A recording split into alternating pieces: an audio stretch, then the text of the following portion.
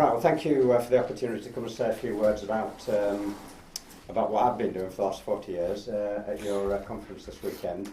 I said to a pal who I've got in youth work that I was coming to speak at a Detached youth work conference, and he said, fantastic, great people, up for anything, which is just as well, because this is an interactive talk, and there's one point where I do need you to join in with the Jaws theme tune.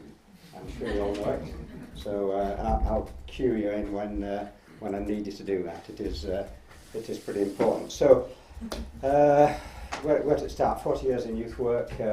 I did a business studies degree in the early 70s, and then when I was sort of at the end deciding what I was going to do next, I started doing some volunteer youth work in a little place in Old Trafford, and I really enjoyed it, and I recklessly thought I would rather do this than have a career in business. So I went to Manchester Polytechnic in the mid-70s, I'm afraid, not the 90s, and I did a postgrad diploma and then got a job, and came out, and my first job was as the youth leader at Bolton Lads and Girls Club.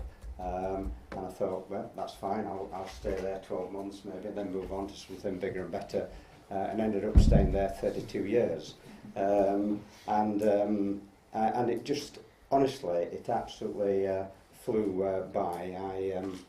I enjoyed every minute of it, probably with the exception when I had to go out and do some detached work, but we'll come on to that later.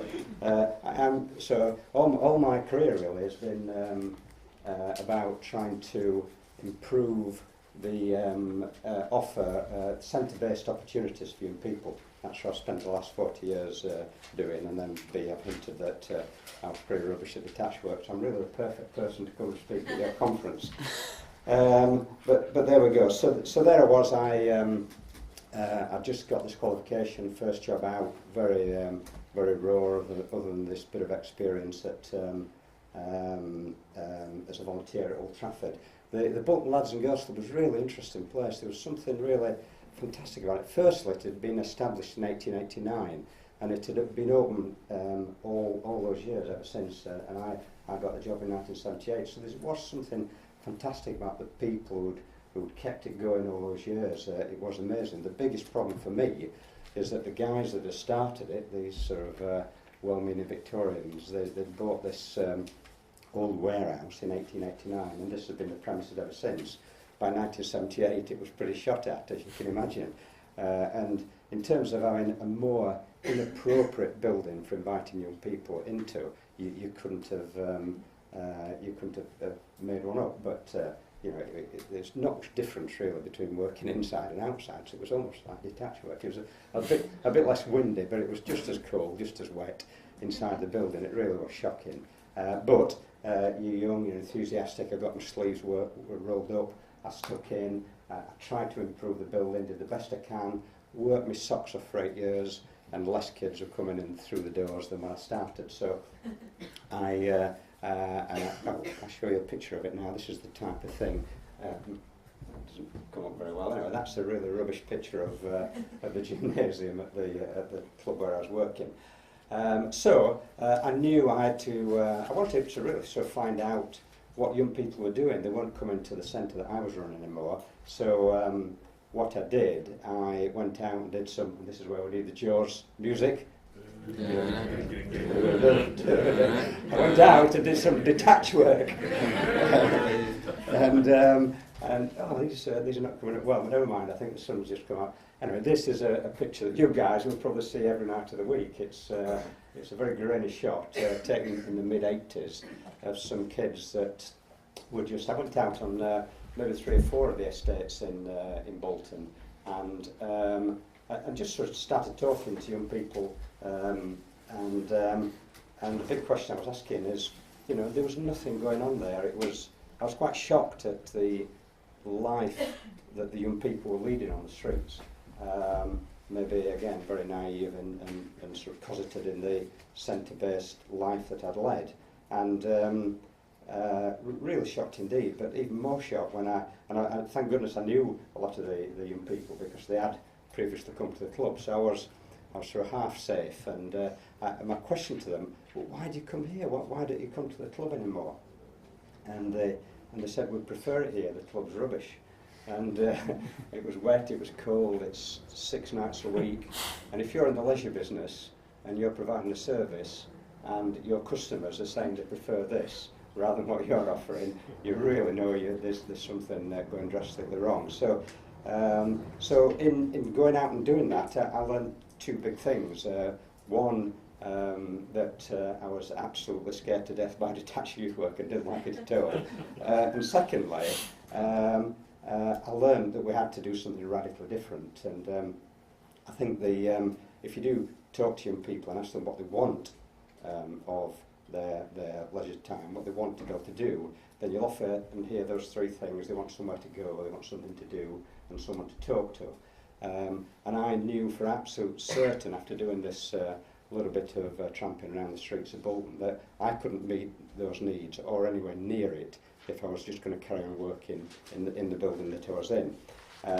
So that was the big lesson for me, and I knew at that point, I think, if I was going to stay in this job, because I knew I wasn't going to be a detached youth worker, I had to really do something to provide a new place in Bolton for these young people to come.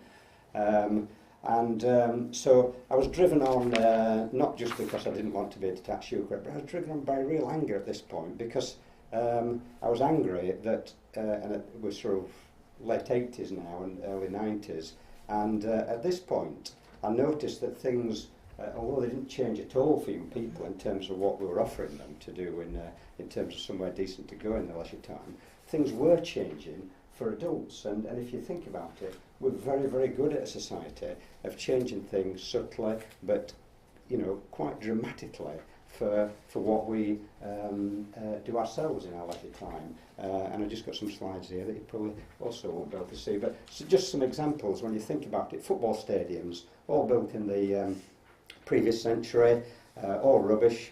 So what do? We build new football stadiums.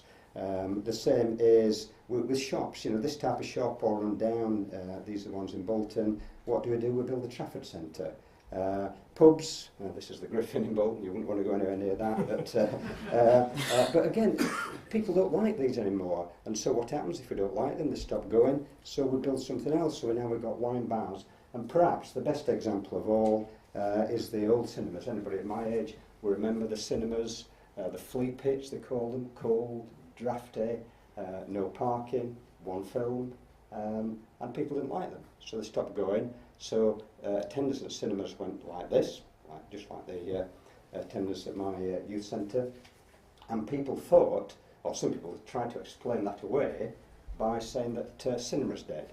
People fallen out of love with film. Well, that was absolutely rubbish. What they'd fallen out of love with was having to go and watch it in that type of environment. So what happens if others don't like it, we change it. And so all over the country, if you think about it, how many multiplex cinemas were built? And they've all been massively successful. So I was looking at this and I was thinking, why don't we do the same for young people? It's just a complete injustice. So that is the type of thing that drove us on. And to cut a real long story short, and is that we spent the next 10 years really trying to raise some money to build what we thought would be an attractive place, a place where young people would actually want to go to. And so we raised £5 million, which was a struggle at the time, a real struggle, because we didn't realise it, but this was a quite different thing. No one had really done this before, and trying to convince people that it was the right thing to do to invest £5 million and putting up a proper building for young people was a real hard slog. And I can't believe some of the odd people, it's only for young people, why do they need anything like that? They've got sports centres, where they don't go because it's dominated. Why would they? We all know where they don't go, but there was nowhere just for young people for them to go. So we built this place. So I started in 1978, and this opened in 2002, so it's a bit of a long time getting there. But we got there in the end, and I think and at this point, it had been such a struggle to build it, we didn't really know what to expect next, but it was a complete revelation. By the time we left the old building, we were probably having about 300 visits a week cumulatively across across the whole sessions that were open. Within 3 months of opening this place, we had 3,000 young people coming through the doors every week, absolutely overwhelmed, very, very difficult to cope with initially. But it was absolutely stunning because the offer was so good. There was 20 different activity areas. Whatever you wanted to do as a young person, you could find it in this place. It became a cool place to go. Word got out that it's the place to be. Interestingly, young people started travelling anything between over 5 miles to get there in an evening. So some young people catching 2 buses. Very unusual. It's not what young people want to do. But as I say, when no different to adults, if someone tells you about, you must go to this brand new restaurant, it's fantastic. Well, it's 30 miles down a big beaten track, but you'll go because someone's recommended it. It's the same thing. So it was hugely successful, and I think lots of really interesting things happened there. The number of people that wanted to come and volunteer went through the roof. We had very few volunteers at the old place because it was so grotty. We found that adults in Bolton wanted to come and try and become a volunteer youth worker there. We went from, I guess, hardly any volunteers up to about 300 volunteers at its peak. That was after about 3 years.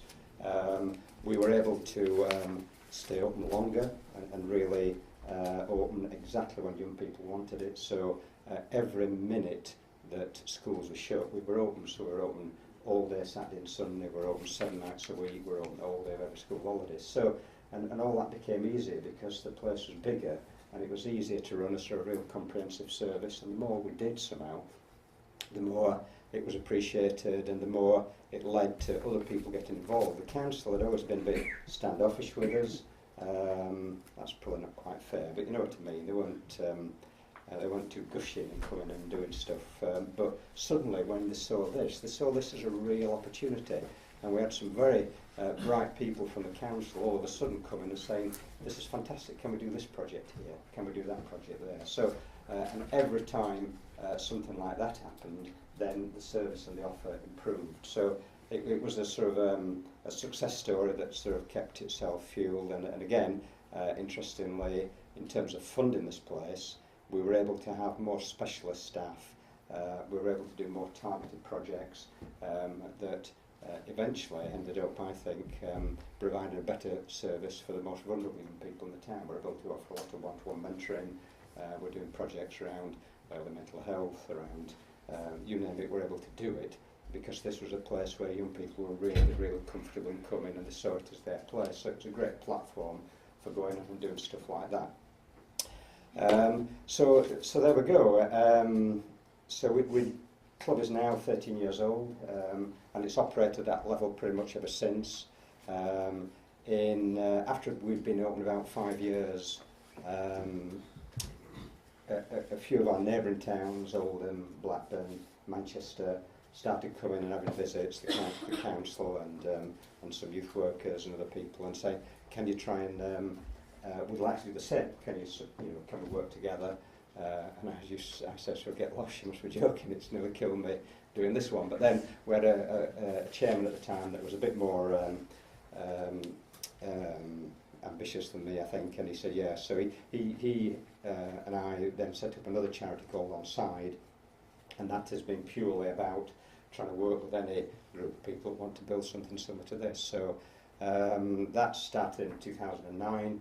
And we've built and opened similar centres in Carlisle, Oldham, Blackburn, Manchester, Wigan. We've got Wolverhampton opening in January, and we've got them in Preston, Chorley, and hopefully, fingers crossed, 3 in London to come. So it has getting a bit of momentum, which is good. And